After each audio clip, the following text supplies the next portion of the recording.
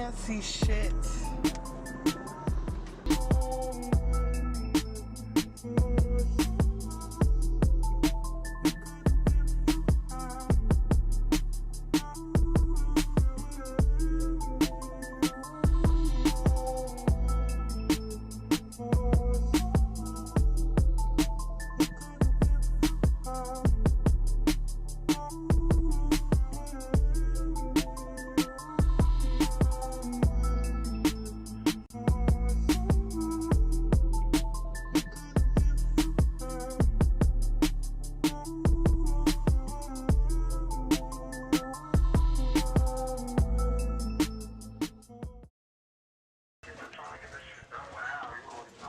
Oh yeah. Oh, damn. How many songs y'all get done so far?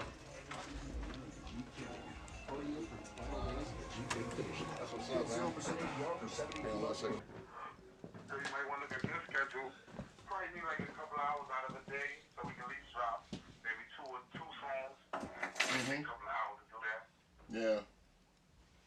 Okay. I mean, you know, I'm. He was in a hotel on fucking. And my shit was right across the fucking. Right across the street. My hotel was where I'm staying there. Yeah, I saw that last night. I was like, damn, we was like right in the same area, right? I mean, that's definitely a lost art form. Like I try to incorporate that in my music, but I just like hearing it. At Yeah? the end of the day. Yeah. Yeah, it's a lost art form, but it's coming back. And hip hop around 79, 80. It's like 4 or 5. I couldn't really put it all together. Like I didn't always understand what I was listening to, but I just like what was going on. And I think my interest just grew from there. I had older sisters that was like a lot older than me. So I was always listening to their records. So I've been DJing almost 30 years at this point. Honor to work with, well, I'm always a fan. I'm always a fan of hip hop first. Old stuff and new stuff. The people I enjoy working with most are always the people I have good relationships with. So Prodigal Son from Sons of Man, Wu-Tang, I love working with him. Brooklyn, the streets, New York, home. Big Twin from, you know, Infamous Mob D. The place of hip hop. I'm glad to be a part of it. I hope my shit pop. But I've had like a bunch of enjoyable experience. And before Prodigy passed, I worked with him about a week before he passed away at Quad in New York City. That was real. I had DJed for him before, but I had never actually been in the studio and produced anything that he actually recorded too. So that was fun. And that was something that, you know, I had spent, you know, like my younger years in like 95, just thinking about like, yo, I would love to work with Mobb Deep and Prodigy and that sort of thing. So, but as a DJ, like in Chicago, I DJ for, you know, Ghostface and Raekwon. That's always fun. You know, KRS One. I've been around so long. I've worked with a bunch of people. Round of different producers out here. I got a name when I'm getting beats for them for the Grammy Life album. For me, the Grammy Life album's like a blow-up album for me. Yeah. This is gonna take me where I need to go. You know what I'm saying? Yeah. What you working on? I heard you talking about a videographer. You know, I direct videos now. Oh, I didn't know that. Well, you I directed my videos, shot on 4K and everything. Send me some links then, cause send me some links so I can forward it over to him. Some of the projects that you're working on now. Well, so I wouldn't say that I'm scaling back, but I'm refining what I do a little bit. I think for my record company, Sound Unity Entertainment, I'm gonna put out 4 projects for sure. And I might be adding a 5th one. So the first one is a project that I'm producing 100%. That's all, you know, I'm producing that. And then Big Twin, next album called Grimy Life. I got a couple tracks on that, but that'll be out through my record label. And then I have my own DJB Original, another compilation. I haven't even, I barely even started on it. I don't even know what direction I'm going with it yet, but that'll be out this year. My other man XP, I'll probably do a mixtape with him. BK Cashmere, that's another dude I love, with mixtape, a project with him. I got something for a film that's coming out. So I got a bunch of stuff, but not like a ton of stuff. So I do 4 albums, probably 2 or 3 mixtapes, and probably, I don't know, 10 to 15 singles this year. So not a ton of stuff, but a lot of stuff for a one-person record company. Yeah. That's a lot. Yeah, kind of, sort of. 15 singles.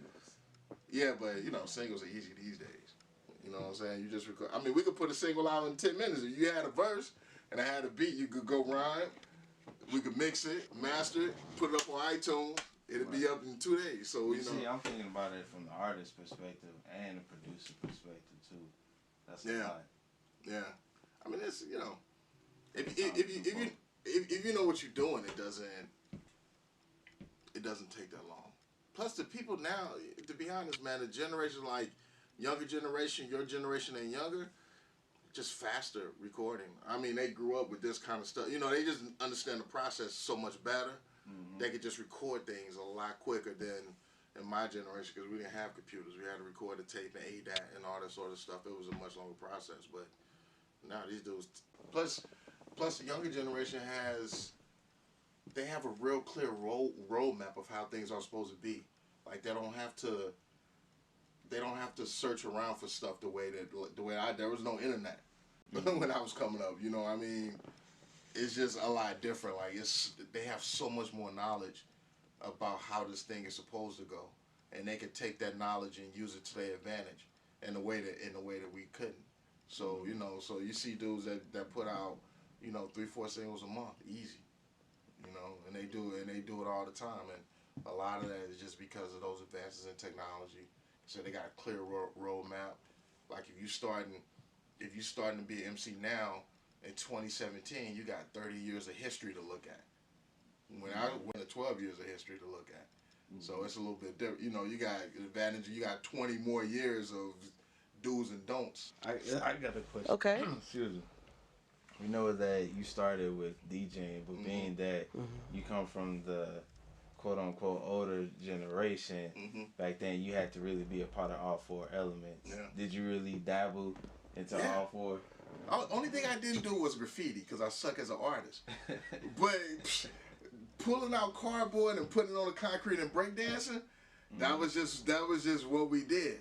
But again, you gotta understand, like hip hop was it wasn't in the baby stages, but it was certainly more advanced than it was in like 1976 or something like that. When I was coming up in the 80s, like the Run DMC era. So that was post like Melly Mel and those guys. And it was before like Nas and those guys. So yeah, you kind of participated in as many aspects of hip hop as you could. And breakdancing, at least where I was from, breakdancing was the first thing. Because that's the one thing. Because back then kids used to play outside. So you know, you go outside, you go around the corner, you see your homeboy, he out there breakdancing. So then you start doing it, and then, you know, everybody started doing it. So that was always the easiest thing, because that's the one thing that everybody could do. It didn't take any money. All you had to do was find a car with some cardboard, turn the radio on, and get busy. You know what I'm saying? Like it was super easy. You didn't have to use your brain in a way that you have to if you're an MC. You didn't need no equipment like if you was producer or a DJ. All you needed was this piece of cardboard, and that's like the simplicity and a beautiful thing. It's like that. He just says stupid shit in the media, but sometimes as far as the music, yeah, I like that. I like just like getting the visual. I gotta check them out. I got a bunch of his records because, you know, they send me records all the time, and I play them when I DJ, but I haven't really actively sat down and listened to him or 21 Savage. They got a couple jams and stuff I like, but no, I haven't really, you know, to be honest, I haven't really sat down and like just gave him a list. You know what I'm saying? A promoter's like, I'd rather work with Be Original because he's not gonna be drunk. Simple stuff. It's a job. Right. You know what I'm saying? It's a job. Like, perform. Yeah, I mean, you wouldn't go to your job drunk. Well, maybe you would, but I'm saying if you want to keep your job and you want to stay employed, you wouldn't go there drunk or high.